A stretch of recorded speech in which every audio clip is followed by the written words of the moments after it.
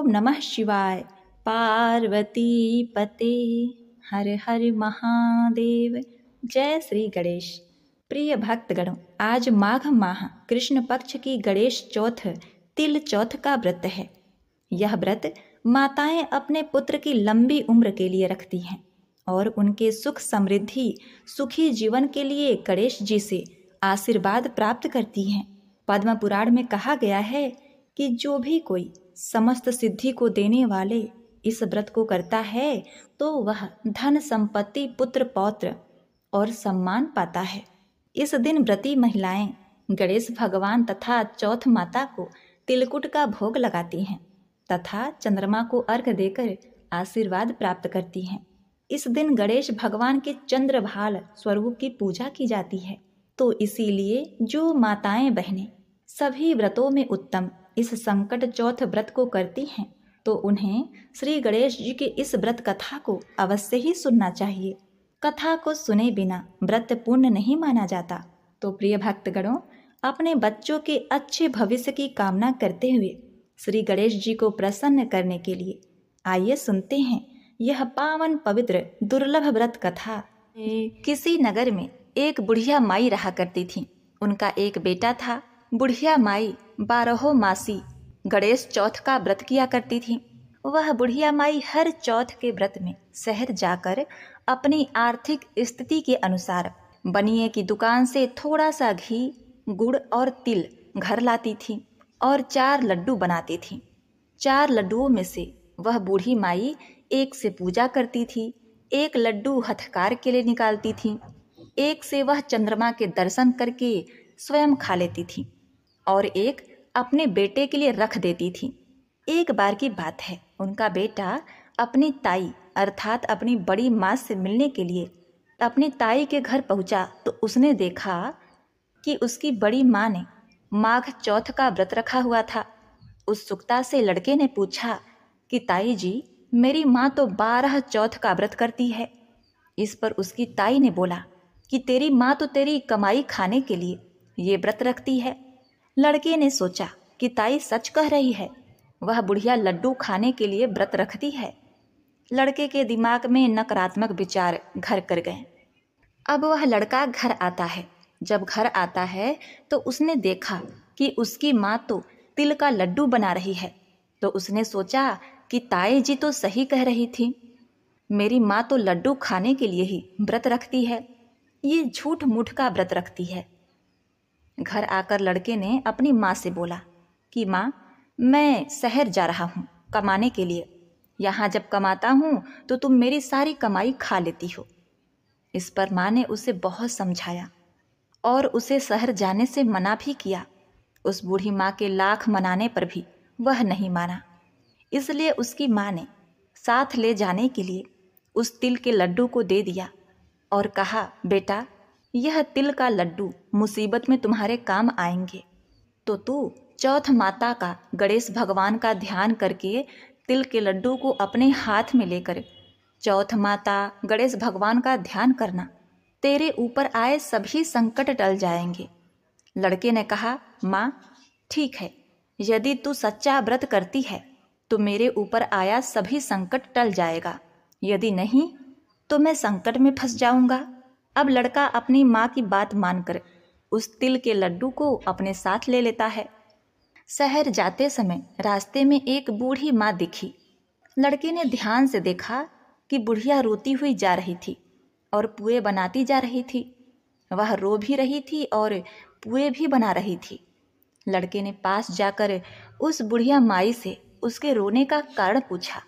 बूढ़ी माँ ने जवाब दिया कि बेटा, इस नगर की पहाड़ी पर एक बहुत बड़ा राक्षस रहता है। पहले तो वह खाने के लिए इस नगर के लोगों को मार दिया करता था। वह लोगों को मारकर खा जाता था। उसके इस अत्याचार को रोकने के लिए नगर में एक व्यवस्था की गई कि हर घर से एक आदमी को दैत्य के पास भेजा जाएगा और आज मेरे बेटे की बारी है, इसीलिए रो रही हूँ और उसी के लिए पुए बना रही हूँ। उस लड़के ने कहा, हे माँ, तुम ये खीर पुए मुझे खिला दो, मैं तुम्हारे बेटे की जगह उस राक्षस के पास चला जाऊंगा। बूढ़ी माँ ने लड़के की बात स्वीकार कर ली। लड़के ने खीर पुए बड़े चाव से खाए और खाकर आराम से सो गया। सोते सोते उसे शाम हो गई। शाम को बूढ़ी माँ के पास राजा के सैनिक आए और कहा कि कहाँ है तुम्हारा बेटा। बूढ़ी माँ ने लड़के से कहा, बेटा, राजा के सैनिक तुम्हें राक्षस के पास ले जाने के लिए आए हैं। वह लड़का खुशी से सैनिक के साथ दैत्य के पास चला गया। उस राक्षस के पास जाकर उसने देखा कि राक्षस तो बहुत भयानक है। अपनी जान बचाने के लिए वह इधर उधर भागने लगा और माँ माँ चिल्लाने लगा। इतने में ही उसे याद आया कि उसकी माँ ने उसे चौथ माता के तिल के लड्डू दिए थे और कहा था कि मुसीबत में यह तुम्हारे काम आएंगे। उस लड़के ने चौथ माता के वह तिल के लड्डू निकाले और उसे राक्षस के सामने रख कर कहने लगा, हे चौथ माता, हे गणेश भगवान, अगर मेरी माँ सच्चे दिल से मेरी सलामती के लिए व्रत रखती है तो राक्षस का सर कटकर जमीन पर गिर जाए। प्रिय भक्तगणों, यह तो चौथ माता गणेश भगवान का चमत्कार है कि उसका ये वचन कहते ही उस राक्षस का सर कटकर नीचे गिर गया। लड़का सही सलामत वापस आ गया। वापस आते देख उसे राजा ने अपने दरबार में बुलाया और बहुत से उपहार देकर उसे रवाना किया। लड़का अपने रास्ते पर आगे बढ़ता चला गया। चलते हुए कुछ समय बाद वह दूसरे राज्य में पहुंचा। उस राज्य में एक प्रथा प्रचलित थी कि बर्तनों के आवे को पकाने के लिए एक इंसान की बलि दी जाती थी। राज्य से आते देख सैनिकों ने उसे पकड़ लिया और आवे में चिनवा दिया और आवे को पकाने लगे। लड़के ने फिर से चौथ माता के तिल के लड्डू निकाले और बोला, हे चौथ माता, हे गणेश भगवान, अगर मेरी माँ मेरे लिए बिना किसी स्वार्थ के व्रत रखती है तो आवा पकने पर मेरी मृत्यु न हो। लड़के के ये शब्द बोलते ही आवा पकने पर लड़के की मृत्यु नहीं हुई। जब आवे से बर्तन निकलने लगे तो आवे से मिट्टी की बजाय सोने और चांदी के बर्तन निकले और लड़के ने अंदर से कहा, बर्तन आराम से निकालना, कहीं मुझे लग न जाए। ये सुनकर बर्तन निकालने वाले आश्चर्यचकित हो गए और उसे आवे से निकालकर राजा के दरबार में ले गए। राजा भी आश्चर्यचकित था। राजा ने लड़के से पूछा, अच्छा बताओ, आखिर तुम इस आवे से जिंदा कैसे बच गए? लड़के ने जवाब दिया कि मेरी माँ मेरे लिए चौथ के 12 महीने व्रत रखती है, इसलिए चौथ माता की कृपा से, गणेश भगवान की आशीर्वाद से मैं इस आवे से सही सलामत वापस निकल आया हूँ। अब देखिए, राजा को लड़के की बात पर यकीन नहीं हो रहा था, इसीलिए राजा अपनी आंखों से चौथ माता गणेश भगवान का चमत्कार देखना चाहता था। इसलिए राजा ने चांदी की सुराही मंगवाई और लड़के से कहा, अगर तुम सच बोल रहे हो तो सुराही की नली से निकल कर दिखाओ। प्रिय भक्तगणों, उस लड़के ने देखा कि एक भंवरा सुराही के मुख से बाहर निकला है। लड़के ने चौथ माता का नाम लेकर आंखें बंद करके उस तिल के लड्डू को हाथ में लेकर कहा, हे चौथ माता, हे गणेश भगवान, अगर मेरी माँ तुम्हारे 12 महीने के व्रत रखती है, उसने सच्चे मन से गणेश चौथ तिल चौथ का व्रत किया है, तो मैं भंवरा बनकर सुराही के मुंह से बाहर निकल आऊं। देखते ही देखते राजा की आंखों के सामने वो लड़का भंवरा बन गया और सुराही के मुख से बाहर निकल गया। राजा ने यह चमत्कार देखा और आश्चर्यचकित हो गया और राजा बहुत खुश हुआ। राजा इतना खुश हुआ कि राजा ने अपनी पुत्री की शादी उस लड़के से कर दी। पूरे नगर में राजा ने प्रचार करवा दिया कि नगर की सारी महिलाएं चौथ माता का व्रत करना आरंभ कर दे। कुछ समय बीत जाने के बाद लड़के को अपनी माँ की याद आई कि मेरी माँ तो बिना किसी स्वार्थ के मेरी सही सलामती के लिए व्रत रखती थी और मैंने किसी अन्य के कहने पर अपनी माँ को गलत समझ लिया। चौथ माता के आशीर्वाद से, गणेश भगवान के अनुकंपा से अभी तक सही सलामत हूँ। इस कारण लड़के ने राजा से अपने नगर जाने की इच्छा प्रकट की। राजा ने उसकी बात मान ली और बहुत दान दहेज और हाथी घोड़े देकर विदा किया। लड़के की कई दिन की यात्रा के बाद वह अपने घर पहुंचा। जिस दिन वह घर पहुंचा उस दिन चौथ का दिन था। लड़का उसी बनिए की दुकान में गया जहां उसकी माँ हर चौथ को आती थी।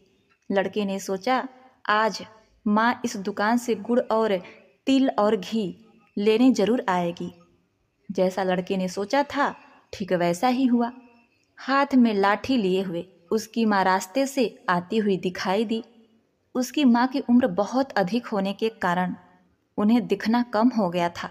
उसकी लाठी से पैर मारा और जानबूझकर पुत्र के बारे में अपशब्द कहने लगा। उसकी बूढ़ी माँ ने कहा, भले ही मुझे गाली दे दो पर मेरे पुत्र को कुछ मत कहना। माँ के यह शब्द सुनकर बेटा उनके पैरों में गिर पड़ा और कहने लगा, माँ मैं तुम्हारा ही बेटा हूँ, मुझे माफ़ कर दो। माँ ने उसे पहचाना और गले लगा लिया। पर उसका बेटा इतनी धन दौलत के साथ वापस आया था, इसीलिए नगर के वासियों ने विश्वास नहीं किया कि वह उसका ही बेटा है। बुढ़िया ने चौथ माता को याद किया और मन ही मन चौथ माता गणेश भगवान से कहने लगी कि मैंने अगर सच्चे मन से तुम्हारा व्रत किया है तो मेरे स्तनों से दूध आ जाए, दूध की धार मेरे बेटे के मुख में गिरे। प्रिय भक्तगणों, चौथ माता की चमत्कार से बिल्कुल ऐसा ही हुआ। दूध की धारा उसके बेटे के मुंह में गिरने लगी। सभी लोग देखकर हक्के बक्के हो गए। उन्हें यकीन हो गया कि यही उन्हीं का बेटा है और चौथ माता गणेश भगवान की जय जयकार करने लगे। उस नगर के सभी लोग चौथ माता का व्रत हर महीने रखने लगे। तो बोलिए श्री गणेश भगवान की जय, चौथ माता की जय। प्रिय भक्तगणों, अब आइए सुनते हैं गणेश जी की आरती। जय गणेश जय गणेश जय गणेश देवा, माता जकी पार्वती पिता महादेवा। एक दंत दयावंत चार भुजाधारी, माथे सिंदूर सोहे मूस की सवारी। जय गणेश जय गणेश जय गणेश देवा, माता जकी पार्वती पिता महादेवा। पान चढ़े फूल चढ़े और चढ़े मेवा, लड्डुअन का भोग लगे संत करे सेवा। जय गणेश जय गणेश जय गणेश देवा, माता जकी कामना को पूर्ण करो ताऊ बलिहारी। जय गणेश जय गणेश जय गणेश देवा, माता जकी पार्वती पिता महादेवा। कर्पूर गौरम करुणावतारम, संसार सारम भुजगेन्द्रहारम। सदा वसन्तं हृदयारविन्दे, भवं भवामि सहितं नमामि। ओम गणेशाय नमः। हे गणेश भगवान, आप अपने सभी भक्तों पर कृपा दृष्टि बनाए रखिए देव। आप सबका शुभ करें, सबका मंगल करें। इस चैनल को सब्सक्राइब, लाइक और शेयर। इस कथा को भक्ति भाव से सुनने वाले अपने भक्तों पर कृपा दृष्टि सदैव बनाए रखिएगा। जय श्री गणेश।